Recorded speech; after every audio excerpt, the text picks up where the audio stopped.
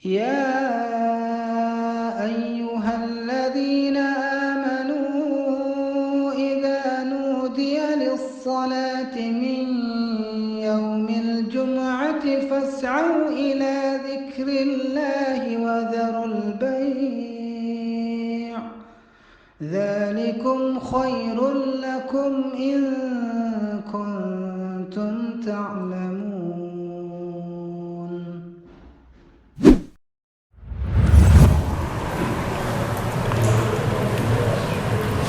Assalamualaikum warahmatullahi wabarakatuh.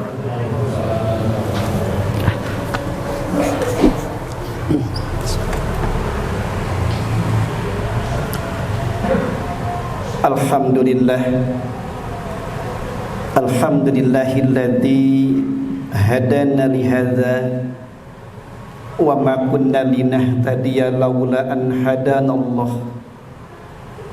Asyhadu an la ilaha illallah wahdahu la syarika lah wa asyhadu anna Muhammadan abduhu wa rasuluh.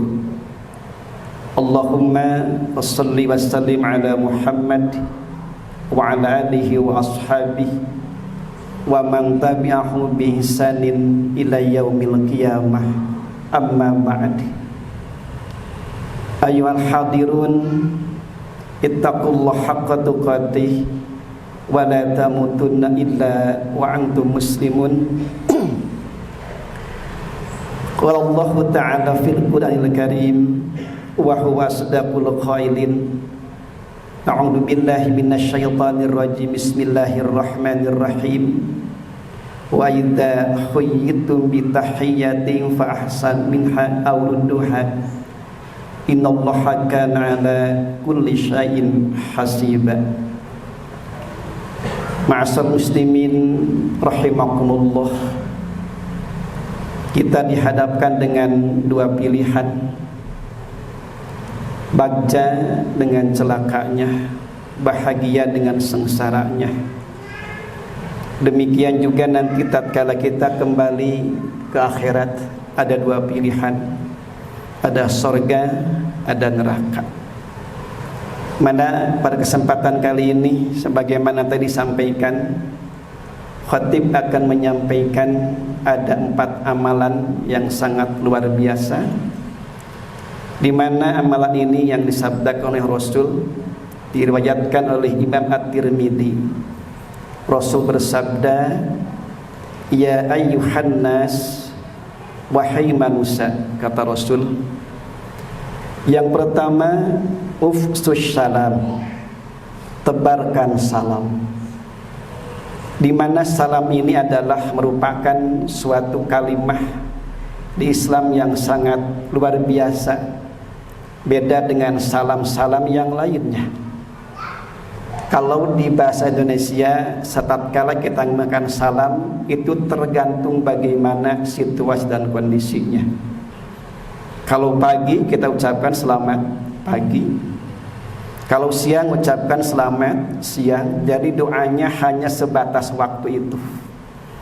Tapi coba lihat salam Islam, kalimahnya assalamualaikum, tidak terbatas dengan keadaan waktu, tidak terbatas dengan keadaan tempat, dimanapun kita berada, selalu kita ucapkan assalamualaikum. Maka yang pertama, Rasul memerintahkan kepada kita untuk selalu menebarkan salam ini. Maka tatkala kita mengucapkan salam, hukumnya sunnah. Tapi menjawab salam, kalau kita lihat dari ilmu fikih, ada 3 bagian. Pertama, hukumnya fardu ain, artinya wajib untuk menjawabnya. Seperti apa? Tatkala kita berpapasan dengan seseorang, lalu orang itu mengucapkan salam kepada kita, maka hukumnya wajib kita menjawab salam itu. Itu yang pertama disebut bagian fardu ain. Yang pertama, yang kedua adalah fardu kifayah. Fardu kifayah artinya akan gugur kewajiban kita tatkala ada orang yang melaksanakan atau ada yang menjawab. Seperti tadi khatib mengucapkan assalamualaikum, tidak semua menjawab maka tidak jadi dosa. Asal ada di antara jamaah yang menjawab salam khatib tadi, maka tidak menjadi dosa ataupun menjadi tidak haram ataupun tidak apa-apa. Cuma ingat, yang dapat pahala hanya yang menjawab. Cuma yang tidak menjawab tidak dosa, hanya cupar kewajiban, orang sudah bilang. Itu namanya fardu kifayah. Jadi kalau fardu kifayah adalah akan gugur kewajiban seseorang tatkala ada di antara kita yang melaksanakan atau yang menjawab. Seperti hanya mengurus jenazah, itu hukumnya fardu kifayah. Apabila RW ini ada yang meninggal, tidak ada satupun warga di RW ini yang memelihara jenazah itu, dosa hukumnya itu RW itu. Tapi ada di antara salah seorang warga yang mengurus jenazah, maka hukumnya tidak menjadi dosa satu RW. Itu namanya fardu kifayah. Yang ketiga adalah salam yang tidak boleh dijawab, yaitu tatkala akhir sholat imam mengucapkan assalamualaikum, maka makmum tidak usah jawab itu salam. Itu salam. Jadi luar biasa ahli Jumat salam ini Rasul mengatakan ubsus salam, tebarkan salam, tebarkan kedamaian. Secara maknawiyah artinya dimanapun kita berada, kepada siapapun kita, maka selalu mendoakan keselamatan untuk kita semuanya, tanpa terbatas dengan waktu, tanpa terbatas dengan keadaan, kapanpun maka kita ucapkan assalamualaikum. Itulah luar biasa salam. Maka dalam surat An-Nisa 86 tadi khatib bacakan, fa idza huyitum bi tahiyyatin fahayyu bi ahsana minha. Apabila ada yang memberikan penghormatan kepada kita, bentuk penghormatannya apapun, baik dengan assalamualaikum, penghormatan dengan apapun yang mereka berikan, maka fahayyu bi ahsana minha, maka berikan jawaban, berikan balasan yang lebih baik daripada apa yang mereka berikan. Ini menggambarkan ahli Jumat tatkala ada seseorang yang memberi kebaikan kepada kita, alangkah luar biasanya kita beri, yaitu jawaban imbalan yang lebih setimpal daripada itu. Contoh dalam salam, ada yang mengucapkan salam kepada kita assalamualaikum, cukup sampai di situ, cukup baca juga waalaikumsalam, bisa saja, tapi itu sama. Alangkah lebihkan waalaikumsalam warahmatullah. Baca salam kepada kita assalamualaikum warahmatullah, jawab dengan kita waalaikumsalam warahmatullahi wabarakatuh. Ditamatkan dengan assalamualaikum warahmatullahi wabarakatuh, ya pun demikian waalaikumsalam warahmatullahi wabarakatuh wa maghfiratuh. Jadi tatkala ada orang yang berbuat kebaikan kepada kita, cuma jangan dibiarkan dicuekin. Minimal kita ucapkan terima kasih lah, jangan sampai kita dari apa-apa. Itu Rasulullah merintahkan fa idza huyitum bi tahiyyatin fa ahsanu bi ahsana minha, maka berikanlah mereka jawaban, berikanlah mereka imbalan yang lebih baik, aurudduha atau seimbang. Jadi artinya di sini salam pertama adalah merupakan suatu kalimat yang sangat mulia. Artinya kita memberikan keselamatan kepada siapa saja. Yang kedua, salam di sini memberikan ketenangan, memberikan kedamaian kepada yang ada di tengah-tengah kita, kepada siapa saja. Tatkala Bapak menjadi sebagai pimpinan dalam rumah tangga, pertanyaannya, tatkala kita ada di rumah, sudahkah anak istri kita merasa aman dengan keadaan kita? Sudahkah anak kita merasa tentram dengan keadaan kita di rumah? Ataupun sebaliknya? Maka mari kita sama-sama muhasabah. Seorang pemimpin pun demikian, memberikan ketenangan kepada warganya. Pak RT, Pak RW memberikan ketenangan kepada warganya, merasa diayomi, merasa diperhatikan oleh warganya. Itu juga disebut dengan memberikan ketenangan, memberikan keselamatan. Ataupun sebagai ustadz, memberikan ketenangan kepada jamaahnya, memberikan kedamaian kepada jamaahnya, bukan malah sebaliknya. Itu yang pertama, kata Rasul adalah perintah yang sangat luar biasa, ubsyus salam tebarkan salam dimanapun. Jangan gengsi kita mengucapkan salam, Pak. Yang kedua, hadis di sini menyebutkan adalah it'amut ta'am. Artinya memberikan makan. Di sini tadi ada yang disebut juga Jumat berkah luar biasa. Suatu kepedulian kita, suatu kepekaan kita. Jangan merasa bangga tiap malam kita tahajud. Jangan merasa bangga tiap tahun kita berangkat haji. Bahkan mungkin tiap bulan kita merasakan umroh, tapi di sekeliling kita masih ada anak yatim piatu, fakir miskin yang kita cuekin, yang kita biarkan. Allah bertanya dalam surat Maun, "Ara'aital ladzi yukadzibu biddin," kata Allah, tahukah engkau siapa yang mendustakan agama? Jadi Islam mengakunya, tapi kata Allah bohong Islamnya. Mengaku orang iman, bohong kata Allah imannya. Seperti apa? Fadzalikal ladzi yad'ul yatim. Mereka yang membiarkan anak-anak yatim, menghardik anak-anak yatim. Yang butuh pertolongan kita, yang butuh bantuan kita, daripada kita membela atau menolong anak-anak yatim, lebih baik kita berangkat haji, lebih baik diberikan kepada anak yatim membutuhkan kita. Allah bertanya, tahukah engkau, kata Allah, siapa yang mendustakan agama? Pertama adalah fadzalikal ladzi yad'u yang hadik anak-anak yatim. Ya, jangan merasa bangga hari Jumat kita tiap tahun haji, tiap malam tahajud, lalu tiap bulan kita umroh, luar biasa ibadahnya, tapi ternyata anak-anak yatim merasa tidak diperhatikan oleh mereka. Itu pun termasuk orang mendustakan agama. Maka dengan kepekaan kita luar biasa kepada siapapun kita memberi, terutama adalah kepada orang terdekat, orang tua dulu. Jadi dalam pemberian kita, pertama kepada terdekat orang tua kita dulu, lalu kerabat kita, saudara kita, baru ke yang lain. Kadang-kadang ada di sebagian kita yang lain sangat bager, ternyata orang tua juga sangat jangan.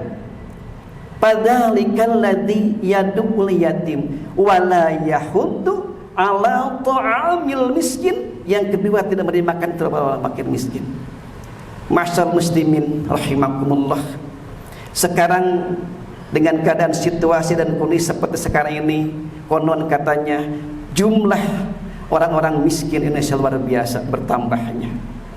Alhamdulillah ahli Jum'ah, dalam keadaan seperti sekarang ini mungkin kita masih makan normal 2 bahkan sampai 3 kali dengan menu yang luar biasa. Coba lihat keluar, mereka banyak sekali membutuhkan bantuan kita. Yuk buka kepekaan kita. Sekali lagi, jangan merasa bangga dengan ibadah yang kita laksanakan tatkala di sekeliling kita masih ada anak-anak yatim dan fakir miskin yang bertuluran kita. Yang kedua, kata Rasul adalah it'amut ta'am, memberikan makan kepada orang yang membutuhkan. Yang ketiga, wasilatul arham, yaitu menyambung tali silaturahmi. Masyaallah muslimin rahimakumullah, situasi kondisi pada waktu ini adalah kadang-kadang sudah cenderung individualisme, menyendiri. Kadang-kadang tidak tahu lagi keadaan tetangga seperti apa. Bahkan mungkin saudara kita satu kandung jauh dengan kita. Maka eratkan silaturahmi kita. Masyaallah muslimin, ada ancaman Rasul, tidak akan mencium wanginya surga. Ini bahasanya, tidak akan mencium wanginya surga, apalagi masuk surga.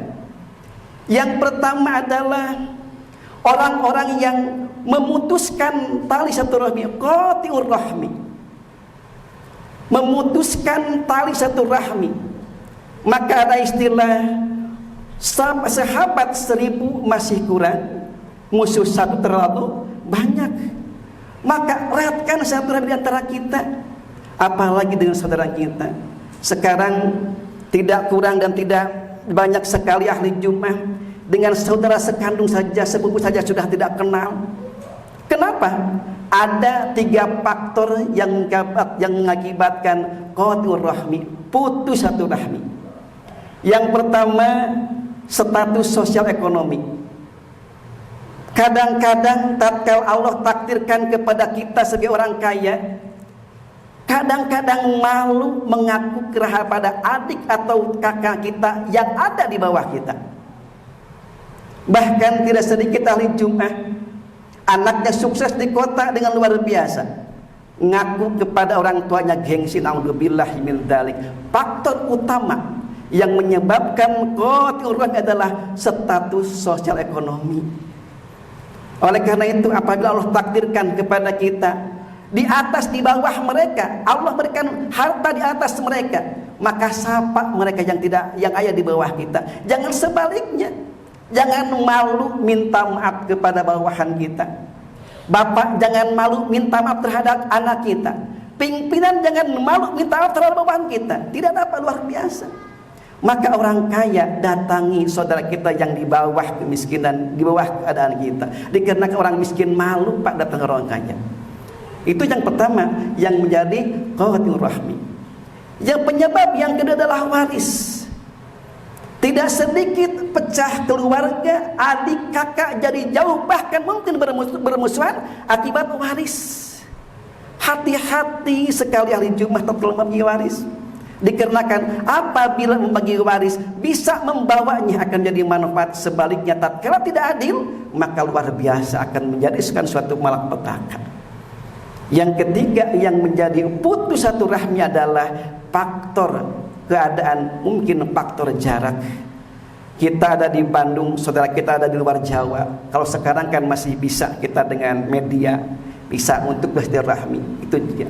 Jadi yang pertama, kata Rasul, yang tidak akan mencium wangi saudara qati'ur rahmi, orang yang memutuskan tali silaturahmi. Yang kedua, wajarus su, artinya orang yang jahat terhadap tetangga. Tetangga adalah faktor utama dalam kehidupan kita. Bapak sakit, punya anak dokter tapi jauh tempatnya. Sebelum anak kita yang dokter menolong kita, tetangga lupa yang dekat. Tetangga tidak lihat ras, tetangga tidak lihat suku, tetangga tidak lihat agama. Siapapun mereka, tatkala ada dalam tetangga kita, berbuat baik kepada mereka. Udah ini mah bukan satu agama, nggak boleh, tetap yang namanya tetangga. Dan siapapun tidak terbatas dengan keadaan, tidak terbatas dengan suku, tidak terbatas dengan agama. Tetangga kita hukumnya wajib dihormati, berbuat terhadap tetangga. Itu kata Rasul, yang tidak akan mencium saudara adalah pertama qati'ur rahmi, yang kedua wajarusu. Jadi yang ketiga tadi adalah yang Rasul menyatakan bahwa satu rahmi menjadi luar biasa. Yang keempat adalah qiyamul lail wan nasu niyam. Yang akan menghantarkan kita luar biasa, amal yang luar biasa adalah tatkala kita melaksanakan sholat malam, itu sholat tahajud. Wa minal laili fatahajjad bihi nafilatan lak. Tatkala manusia banyak yang tertidur pada malam sepertiga malam, maka ini kita bangun, itu disebut amal yang luar biasa.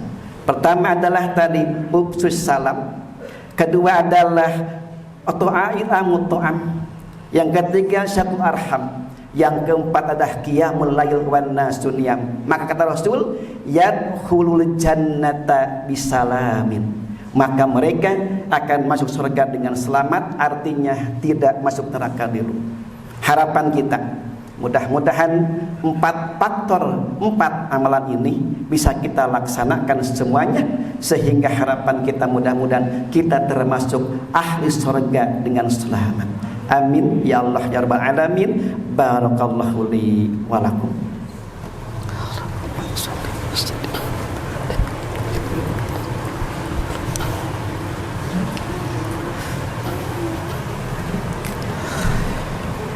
Alhamdulillah, alhamdulillahi wa kafa, assalatu wassalamu ala nabiyil mustafa wa ala alihi wa ashabi ahli sidqi wal wafa.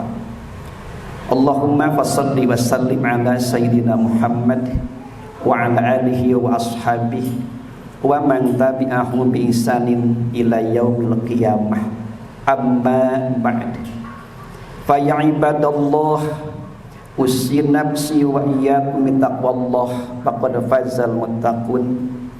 Qala ta'ala Innallaha wa malaikatahu yusholluna 'alan nabi.